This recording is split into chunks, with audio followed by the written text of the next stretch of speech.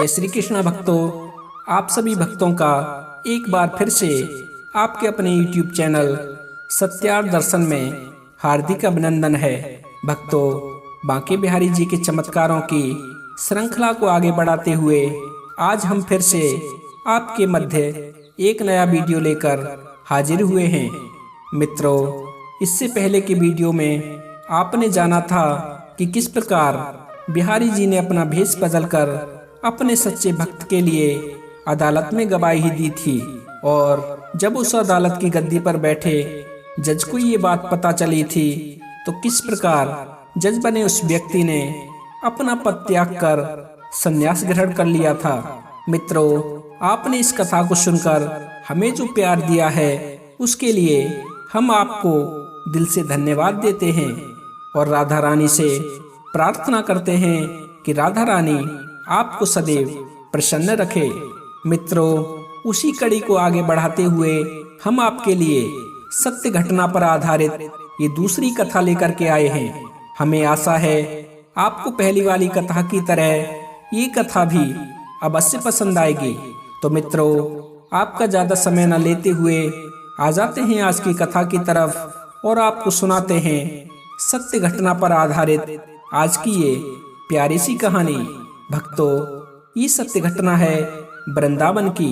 मित्रों, वृंदावन वो ही जगह है जहाँ भगवान श्री कृष्ण ने अपनी बाल लीलाएं करते हुए अपने बचपन के दिनों को बिताया था, और इसी वृंदावन में श्री कृष्ण मुरारी जी ने नटवर का रूप बनाकर किशोरी जी और गोपियों के साथ रास रचाया था, और उसी रास के कारण वृंदावन को प्रेम भूमि के नाम से भी जाना जाता है। वृंदावन में बिहारी जी को समर्पित कई मंदिर और तीर्थ स्थल मौजूद हैं। साथियों, उन्हीं स्थानों में से एक पवित्र स्थल है निधिवन। भक्तों, निधिवन के बारे में ये प्रचलित है कि यहाँ आज भी श्यामा श्याम जी अपनी गोपियों के साथ रास रचाते हैं और निधिवन में स्थित रंग महल में विश्राम करते हैं। भक्तों, आज हम जिस घटना का जिक्र करेंगे उसका संबंध उसी पवित्र स्थल निधिवन जी से है। भक्तों, गोवर्धन के समीप भगवान श्री कृष्ण के मन से उत्पन्न मानसी गंगा बहती है। मित्रों, उसी मानसी गंगा के समीप एक छोटा सा आश्रम था जिसमें श्री गोपाल दास जी महाराज अपने सभी शिष्यों के साथ किशोरी जी की भक्ति करते हुए सुखपूर्वक रहते थे। भक्तों, ये सच्ची घटना है सन 1958 की। एक दिन गोपाल दास जी अपने सभी शिष्यों के साथ आश्रम के प्रांगण में बैठे हुए थे। तभी उनके आश्रम में एक संदेश वाहक संदेशा लेकर पहुंचा और गुरुदेव को देते हुए कहा कि गुरुदेव, आपके नाम से ये पत्र कलकत्ता से आया है। मित्रों, पत्र देकर संदेश वाहक तो आश्रम से बाहर चला गया और गोपाल दास जी उस पत्र को खोलकर पढ़ने लगे। वो पत्र उनके बहुत ही प्रिय शिष्य रघुवर जी का था, जो दीक्षा लेकर गृहस्थ आश्रम में कलकत्ता में रहते थे। उस पत्र में लिखा था, गुरुदेव, मेरे घर पर आने वाली एकादशी को श्रीमद् भागवत पुराण का पाठ होगा, इसलिए आपको अपने सभी शिष्यों के साथ मेरे निजी स्थान कलकत्ता में आना है। मित्रों, अपने प्रिय शिष्य का संदेशा पाकर गुरुदेव जी बहुत ही हर्षित हुए और अपने सभी शिष्यों को लेकर कलकत्ता के लिए चल दिए। भक्तों, इस तरह गुरुदेव गोपाल दास जी महाराज अपने सभी शिष्यों के साथ कलकत्ता में अपने भक्त के घर पहुंच जाते हैं। मित्रों, कलकत्ता वो ही जगह है जिसे हम वर्तमान में कोलकाता के नाम से जानते हैं। साथियों, जब उस बंगाली भक्त रघुवर दास ने अपने इष्ट गुरुदेव को देखा तो अपने गुरुदेव को देखकर रघुवर दास जी बहुत ही प्रसन्न हुए। रघुवर जी ने अपने गुरुदेव को साष्टांग प्रणाम किया, उनका हालचाल पूछा, और हालचाल पूछने के बाद वो बंगाली भक्त अपने गुरु गोपाल दास जी को अपने घर के अंदर ले गया। रघुवर दास ने अपने गुरुदेव का बहुत ही आदर सत्कार किया, बहुत सेवा की। साथियों, रघुबर दास जी के घर 7 दिनों तक श्रीमद् भागवत जी का पाठ चला। जब कथा समापन हुई तो समापन के पश्चात रघुबर जी ने अपने गुरुदेव जी से आग्रह किया कि प्रभु, वृंदावन की महिमा के बारे में बताओ, और बताओ कैसे भगवान श्री कृष्ण जी वृंदावन में अपने बाल सखाओं के साथ कैसी कैसी लीलाएं किया करते थे। अपने प्रिय शिष्य का आग्रह सुनकर गोपाल दास जी वृंदावन की महिमा के बारे में बताने लगते हैं। वो बताने लगे कि कैसे भगवान श्री कृष्ण अपने बाल सखाओं के साथ बाल लीलाएं किया करते थे। मित्रों, वृंदावन की महिमा बताते बताते गुरुदेव वृंदावन में स्थित निधिवन पर आ गए और कहने लगे कि निधिवन ऐसा पवित्र स्थल है जहां आज भी तीनों लोकों के स्वामी भगवान श्री कृष्ण और राधे रानी आते हैं, और उनके आते ही निधिवन का पूरा वातावरण रसमय हो जाता है और निधिवन में स्थित सभी पेड़ पौधे गोपियों का रूप ले लेते हैं। उसके बाद कृष्ण जी और किशोरी जी उन गोपियों के साथ रास करते हैं, और इतना ही नहीं, रास करने के पश्चात किशोरी जी अपने प्रिय प्रीतम के साथ निधिवन में स्थित रंग महल में विश्राम करते हैं। भक्तों, जब गुरुदेव ने इतना कहा तो गुरुदेव के मुख से ये वचन सुनकर रघुबर दास जी का पुत्र श्रीनिवासन को कुछ शंका हुई और सोचने लगा, भला तुलसी के पेड़ पौधे गोपियां कैसे बन सकते हैं? यदि गुरुदेव सत्य कह रहे हैं तो मुझे चलकर देखना चाहिए कि कृष्ण जी और राधा रानी कैसे दिखते हैं। भक्तों, श्रीनिवासन के मन में जब ये विचार आए तो उस समय तो गुरुदेव के सामने वो कुछ बोला नहीं, लेकिन जब गुरुदेव अपने शिष्यों के साथ अपने आश्रम गोवर्धन को लौट गए तो एक दिन श्रीनिवासन अपने पिता से पूछने लगा कि पिताजी, उस दिन गुरुदेव जी ने जो निधिवन वाली बात बताई थी, क्या वो पूर्णतः सत्य है? पुत्र की बात सुनकर रघुबर जी कहने लगे, बेटा, संत के मुख से निकली प्रत्येक बात सत्य होती है। कभी भी गुरु की बातों पर संशय नहीं करना चाहिए। मित्रों, पिता की ये वचन सुने तो ये सुनकर उसकी निधिवन देखने की इच्छा और प्रबल हो गई। फिर उसने अपने पिता से कहा, पिताजी, मैं वृंदावन जाकर राधे कृष्ण जी के दर्शन करना चाहता हूँ। पुत्र की बात सुनकर रघुबर दास जी बोले, बेटा, यदि तुम्हारी वृंदावन देखने की इच्छा है तो हम कार्तिक एकादशी को वृंदावन चलेंगे। एकादशी को गोवर्धन की परिक्रमा भी कर लेंगे और तुम्हें वृंदावन के ठाकुर जी को भी दिखा लाएंगे। पिता की ये वचन सुनकर श्रीनिवासन कहने लगा, पिताजी, कार्तिक एकादशी के तो अभी 3 महीने हैं और मैं इतने दिन इंतजार नहीं कर सकता। जब पुत्र ने ज्यादा जिद की तो रघुबर जी को अपने पुत्र की जिद के आगे झुकना पड़ा और रघुबर दास जी ने वृंदावन जाने की इजाजत दे दी। भक्तों, रघुबर दास जी नहीं जानते थे कि उनके पुत्र के मन में क्या चल रहा है। यदि उन्हें इस बात का जरा भी आभास होता तो वे अपने पुत्र को अकेले वृंदावन जाने की कभी इजाजत न देते। वो तो सोच रहे थे कि मेरा पुत्र वृंदावन में स्थित बांके बिहारी मंदिर की मूर्ति के दर्शन करना चाहता है। रघुबर दास जी ने एक पर्ची पर कुछ लिखा और वो कागज श्रीनिवासन को देते हुए बोले, बेटा, इस पर्ची को संभाल कर रखना। इसमें गुरुदेव जी के आश्रम का पता लिखा हुआ है। उसके बाद रघुबर दास जी ने अपने पुत्र के लिए कुछ पैसे दिए, कुछ मार्ग में खाने पीने की वस्तुएं दी। तत्पश्चात अपने पुत्र को कलकत्ता से मथुरा जाने वाली गाड़ी में बिठा दिया। साथियों, इस प्रकार श्रीनिवासन पर किशोरी जी की कृपा हुई और वह कलकत्ता से मथुरा पहुंच गया। मथुरा पहुंचकर श्रीनिवासन ने अपनी जेब से पर्ची निकाली और घोड़ा गाड़ी वाले को दिखाते हुए कहने लगा, भैया मुझे इस पते पर जाना है। तांगे वाले ने कहा, ठीक है बाबूजी, आप बैठिए, मैं अभी ले चलता हूँ।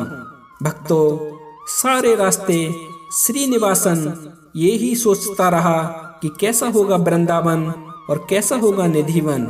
भक्तों, ये सोचते सोचते वो गुरुदेव के आश्रम पहुंच गया। गुरुदेव ने जब अपने शिष्य के पुत्र को देखा तो देखते ही वो पहचान गए। गुरुदेव ने श्रीनिवासन को जलपान कराया। जलपान कराने के बाद गुरुदेव पूछने लगे, कहो पुत्र, कैसे आना हुआ? गुरुदेव के वचन सुनकर श्रीनिवासन ने अपने मन की सारी व्यथा गुरुजी को बता दी। गुरुजी भी नहीं समझ पाए कि वो साक्षात कृष्ण जी के दर्शन करने के लिए इतनी दूर से आया है। गुरुदेव कहने लगे, पुत्र तुम चिंता ना करो, कल सुबह होते ही हम तुम्हें वृंदावन और निधिवन के दर्शन करा देंगे। भक्तों, दूसरे दिन की सुबह हुई। श्रीनिवासन सोकर उठा। उठने के बाद दैनिक क्रियाओं से निवृत्त हुआ और निवृत्त होकर इंतजार करने लगा कि गुरुदेव कब आज्ञा दें और मैं निधिवन के दर्शन करने जाऊं। गुरुदेव ने अपना एक शिष्य बुलाया और श्रीनिवासन की तरफ इशारा करते हुए कहने लगे, देखो ये हमारे प्रिय भक्त का पुत्र है और ये कलकत्ता से वृंदावन घूमने के लिए आया है। तुम इसके साथ जाओ और इसकी जहाँ जहाँ घूमने की इच्छा है इसे घुमा लाओ। शिष्य ने गुरुदेव को प्रणाम किया और श्रीनिवासन को लेकर वृंदावन के लिए चल दिया। वृंदावन पहुंचकर श्रीनिवासन ने सभी प्रमुख मंदिरों के दर्शन किए। उसके बाद वे दोनों वहीं पहुंच गए जिस निधिवन का जिक्र गुरुदेव ने किया था। जब उसने पवित्र तुलसी के वृक्षों को देखा तो श्रीनिवासन उन वृक्षों को देखकर सोचने लगा, भला ये तुलसी के वृक्ष कैसे गोपियां बनते होंगे। उसे विश्वास ही नहीं हो रहा था। जब घूमते घूमते शाम हो गई तो गुरुजी का शिष्य श्रीनिवासन से कहने लगा, अब हमें यहाँ से चलना चाहिए क्योंकि रात्रि के समय यहाँ कोई नहीं ठहर सकता। श्रीनिवासन पूछने लगा, यदि गुरुजी यहाँ पर कोई ठहर गया तो? श्रीनिवासन की बात सुनकर गुरुदेव का शिष्य बोला, जिसने भी ये गलती की वो या तो पागल हो गया या फिर अंधा हो गया, क्योंकि श्री कृष्ण और राधा के तेज को कोई भी व्यक्ति अपनी इन भौतिक आंखों से नहीं देख सकता। उनके इस रूप को देखने के लिए तो ज्ञान चक्षु चाहिए, जो बहुत ही कड़ी साधना और तपस्या से मिलते हैं। अब तुम बहस मत करो और तुम्हारी इसी में भलाई है कि हमें तुरंत ही आश्रम लौट जाना चाहिए। गुरुदेव भी हमारी प्रतीक्षा कर रहे होंगे। भक्तों, श्रीनिवासन तो सच्चाई जानने आया था, लेकिन जब गुरुजी के शिष्य ने एक ही बात बार बार दोहराई तो श्रीनिवासन अनमने मन से गुरुजी के शिष्य के साथ गुरुदेव के आश्रम के लिए चल दिया। आश्रम पहुंचकर श्रीनिवासन ने प्रसाद ग्रहण किया और पूरा दिन घूमने की वजह से वो थक चुका था और भोजन करते ही उसे नींद आने लगी, इसलिए वो उस रात्रि जल्दी ही सो गया। अगले दिन जब वह सोकर उठा तो उसने निश्चय किया कि आज मैं अकेला ही जाऊंगा। यदि किसी को साथ ले गया तो मैं रात में रुककर कृष्ण जी और किशोरी जी के दर्शन नहीं कर पाऊंगा। जब गुरुदेव ने पूछा, कहीं और जाने की इच्छा है? तो श्रीनिवासन बोला, गुरुजी, मैं कल की भागदौड़ से बहुत थक चुका हूँ, इसलिए आज मैं आश्रम में रहकर ही विश्राम करूंगा। गुरुदेव ने कहा, ठीक है, तुम आराम करो, हम भ्रमण पर जाते हैं। और ऐसा कहकर गुरुजी अपने शिष्यों के साथ भ्रमण पर निकल गए। श्रीनिवासन आश्रम में अकेला ही रह गया। जब उसने देखा गुरुजी और उनके शिष्य जा चुके हैं तो श्रीनिवासन बिना किसी को बताए आश्रम से बाहर निकला और गोवर्धन से वृंदावन जाने वाले रास्ते पर आगे बढ़ने लगा। और कुछ समय पश्चात ही वो निधिवन में पहुंच गया। उसने ठान लिया था कि अब चाहे मेरे प्राण ही चले जाएं, लेकिन आज मैं कृष्ण जी और राधा जी का रास देखकर ही मानूंगा, और आज मैं पता लगाकर ही रहूंगा कि ये पवित्र तुलसी के पौधे रात्रि में गोपियों के रूप में कैसे परिवर्तित हो जाते हैं। अपनी इसी जिज्ञासा के कारण श्रीनिवासन निधिवन जी में घूम घूम कर ऐसी जगह तलाश करने लगा जहां पर वो आराम से बैठकर रात्रि गुजार सके और किसी को दिखाई ना दे। मित्रों, थोड़ा प्रयास करने के बाद श्रीनिवासन को एक स्थान ऐसा दिख गया जहां पर वो आराम से छुप सकता था। भक्तों, शाम हुई। पुजारी ने हमेशा की तरह आवाज लगाई और ताली बजाई, और ताली बजाते ही सभी निधिवन के श्रद्धालु एक एक करके निधिवन जी से बाहर को जाने लगे। मित्रों, श्रीनिवासन ये सारा घटनाक्रम अपनी आंखों से देख रहा था। उसके आश्चर्य के ठिकाना उस समय और भी बढ़ गया जब पुजारी के ताली बजाते ही श्रद्धालु तो बाहर को गए ही, श्रद्धालुओं के साथ साथ निधिवन में जितने भी पशु पक्षी जीव जंतु थे वो भी रात्रि होते ही बाहर के लिए जाने लगे। साथियों, ये देखकर श्रीनिवासन को थोड़ा भय भी हुआ, लेकिन उसकी जिज्ञासा इतनी प्रबल थी कि वो अपनी जगह से टस से मस नहीं हुआ और झाड़ियों के पीछे छुपकर जड़पत होकर अर्धरात्रि होने का इंतजार करने लगा। मित्रों, रात्रि हुई। रात्रि के पश्चात जब सुबह हुई और सुबह होते ही निधिवन की सेविकाएं जब साफ सफाई के लिए निधिवन में आईं, तो उन सेविकाओं ने देखा कि 22-23 साल का एक नौजवान बेसुध अवस्था में पड़ा हुआ है और उसके मुख से झाग निकल रहे हैं। निधिवन की सेविकाओं ने जब ये नजारा देखा तो ये देखकर वो बहुत ही घबरा गई। वे दौड़कर तुरंत ही मुख्य पुजारी के पास पहुंची और घबराते हुए सारा वृतांत उस पुजारी को बताया। सेविकाओं की बात सुनकर पुजारी सेविकाओं के साथ घटनास्थल पर पहुंच गया और उस नौजवान को देखने लगा। जब मंदिर के महंत ने उस नौजवान की स्थिति देखी तो उस नौजवान की ऐसी हालत देखकर पुजारी तुरंत ही समझ गया कि हो ना हो इसने श्री कृष्ण जी और राधा प्यारी के दिव्य स्वरूप को देख लिया है और उसी के कारण इसकी ऐसी हालत हुई है। साथियों, पुजारी ने अपने एक शिष्य से कहा कि आप जाकर तुरंत ही मंदिर से चरणामृत लेकर के आओ। महंत भागा भागा गया और मंदिर से चरणामृत ले आया। पुजारी ने चरणामृत के कुछ छींटे श्रीनिवासन के चेहरे पर मारे और थोड़ा चरणामृत उसके मुख में डाला और डालकर मन ही मन बिहारी जी से प्रार्थना करने लगा। साथियों, चरणामृत से ज्यादा कुछ तो फर्क नहीं पड़ा। बस इतना हो गया कि उसके मुख से जो झाग निकल रहे थे वो झाग अब निकलने बंद हो चुके थे। पुजारी ने उस नौजवान को उठाया और उसे उठाकर मंदिर के प्रांगण में एक तख्त पर लिटा दिया। उधर पूरे वृंदावन और गोवर्धन में हल्ला मच गया कि एक जवान व्यक्ति निधिवन में बेसुध पड़ा मिला है। जिसने भी ये खबर सुनी तो इस खबर को सुनकर सभी उसे देखने के लिए निधिवन में आने लगे। कोई उससे उसका नाम पता पूछ रहा था तो कोई उसे खाने का सामान दे रहा था, लेकिन ना तो श्रीनिवासन किसी की सुन रहा था और ना ही कुछ खा पी रहा था। उसकी स्थिति ऐसी हो चुकी थी जैसे कोई जल से निकालकर मछली को गर्म रेत पर रख देता है। साथियों, जब उस नौजवान की तलाशी ली गई तो उसकी जेब से एक पर्ची निकली जो उसके पिता ने अपने पुत्र को विदा करते समय दी थी।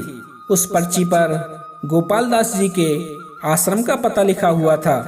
पर्ची पर लिखे हुए पते पर सूचना देने के लिए एक शख्स को भेजा गया। इधर तो वो शख्स पर्ची लेकर गोवर्धन आश्रम के लिए चल दिया, उधर उड़ते उड़ते ये खबर गुरुदेव के पास पहुंची। तो गुरुदेव सोचने लगे कि ये जो चर्चा चल रही है कहीं मेरे शिष्य रघुवर जी के पुत्र की तो ये चर्चा नहीं हो रही है। जो कल रात्रि से गायब है। मित्रों, गुरुदेव ये सोच ही रहे थे कि तभी पर्ची लेकर वो शख्स गुरुदेव के पास पहुंच गया और गुरुदेव के पास पहुंचकर कहने लगा, महात्मन, निधि वन में एक नौजवान पड़ा हुआ मिला है और उसकी जेब से एक पर्ची मिली है जिस पर आपके आश्रम का पता लिखा था। उस शख्स की बात सुनकर गुरुदेव को पूर्ण विश्वास हो गया कि वो नौजवान कोई और नहीं बल्कि मेरे शिष्य रघुबर जी का ही पुत्र श्रीनिवासन है। भक्तों, खबर मिलते ही गुरुदेव जी अपने शिष्यों के साथ निधि वन के लिए चल दिए। निधि वन में जाकर उस जगह पहुंच गए जहां पर उनके शिष्य का पुत्र बेसुध अवस्था में लेटा पड़ा था। गुरुजी ने अपने अन्य शिष्यों की सहायता से श्रीनिवासन को उठाया और उठाकर किसी तरह अपने आश्रम में ले आए। आश्रम में लाकर गुरुजी ने श्रीनिवासन के पिता रघुबर दास जी को खबर भेजी। अपने इकलौते पुत्र की ऐसी खबर मिलते ही श्रीनिवासन के माता पिता तुरंत ही गोवर्धन के आश्रम में पहुंच गए। जब माता पिता ने अपने पुत्र की ऐसी अवस्था देखी तो अपने पुत्र की ऐसी हालत देखकर उस पुत्र की मां गस खाकर जमीन पर गिर गई और बेहोश हो गई। जब रघुवर दास जी ने अपने पुत्र के बारे में गुरुदेव से पूछा तो गुरुदेव कहने लगे कि आपके पुत्र ने चोरी छुपे निधि वन में जाकर राधा कृष्ण जी के दिव्य स्वरूप को देख लिया है और उसी के परिणाम स्वरूप उसकी अब ये हालत हो गई है। गुरुदेव की बात सुनकर रघुबर जी कहने लगे, गुरुदेव, परम पिता परमेश्वर के दर्शन के बाद तो परम शांति मिल जानी चाहिए, फिर मेरे पुत्र की ये पागलों जैसी अवस्था कैसे हो गई। अपने शिष्य के ऐसे वचन सुनकर गुरुदेव कहने लगे, पुत्र, आपकी ये बात सत्य है कि ईश्वर के दर्शन के बाद परम शांति मिल जाती है, लेकिन पुत्र, ईश्वर को प्राप्ति का जो मार्ग होना चाहिए, ईश्वर प्राप्ति का जो साधन होना चाहिए, वो साधन शुद्ध होना चाहिए। लेकिन आपके पुत्र ने जो मार्ग चुना वो अनुचित था। भक्तों, इस तरह से श्रीनिवासन 4 दिन तक बिना कुछ खाए पिए बेसुध अवस्था में आश्रम में पड़ा रहा। श्रीनिवासन के माता पिता ने कई वैद्य बुलाए, लेकिन किसी वैद्य की पकड़ में कोई मर्ज नहीं आई। भक्तों, श्रीनिवासन ने इन 4 दिनों में ना तो कुछ खाया और ना ही उसने कुछ पिया और इन 4 दिनों में ना किसी से कोई बात की। वो एकटक सिर्फ आसमान को निहारता रहता। गुरुदेव मंदिर से लाकर जो थोड़ा बहुत चढ़ा अमृत उसके मुख में डाल देते, बस उसी चढ़ा अमृत के सहारे वो जीवित रहा। भक्तों, जैसे ही 5वां दिन हुआ, 5वें दिन एक चमत्कार हो गया। चमत्कार ये था कि जिस श्रीनिवासन के शरीर में पिछले 4 दिनों से कोई हरकत नहीं की थी, उस श्रीनिवासन के शरीर में कुछ हलचल हुई और वो कुछ कहना चाह रहा था, लेकिन बोल नहीं पा रहा था। वो बार बार इशारे करने लगा। गुरुदेव समझ गए कि ये कुछ कहना चाह रहा है, लेकिन बोल नहीं पा रहा है। गुरुदेव ने कागज कलम मंगाई और उस कागज कलम को श्रीनिवासन को पकड़ा दिया। मित्रों, काफी प्रयास के बाद श्रीनिवासन ने बंगाली में कुछ लिखा और लिखते लिखते ही उसके प्राण निकल गए। भक्तों, उस कागज पर लिखा था, गुरुदेव, आप कहते थे ना कि निधि वन में आज भी रास होता है। आप सत्य कहते थे। वो अलग बात है, मैं उस समय तुम्हारी बातों पर यकीन नहीं करता था, लेकिन गुरुदेव, जब मैं निधि वन में रुका और इन भौतिक आंखों से जब कृष्ण जी और राधे रानी और गोपियों के स्वरूप को देखा, तब मुझे यकीन हुआ कि आपकी कही एक एक बात सत्य थी।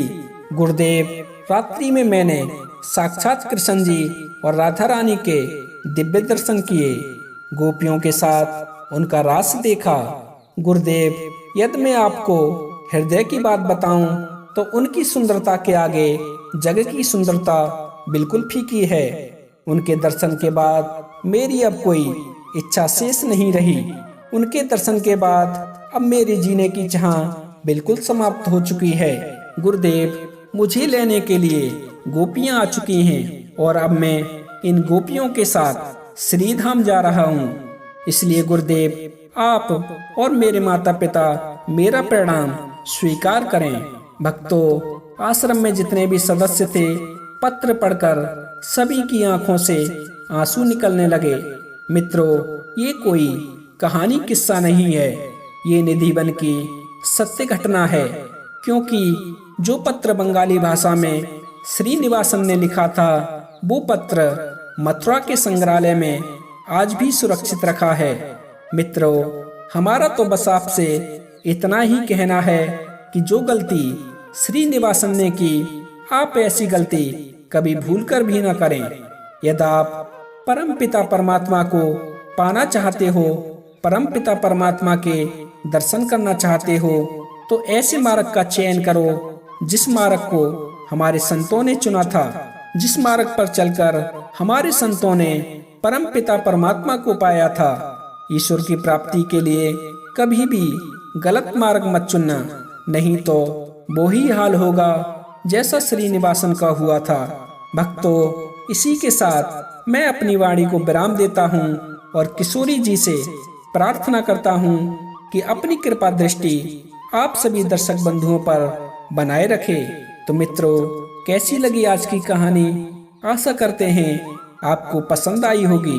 यदि वीडियो पसंद आया हो तो कृपया वीडियो को लाइक करें, कमेंट में जय श्री कृष्णा, जय श्री राधे लिखें। और यदि आप हमारे चैनल पर पहली बार आए हैं तो कृपया चैनल को भी सब्सक्राइब कर लें। तो भक्तों, आज के लिए बस इतना ही।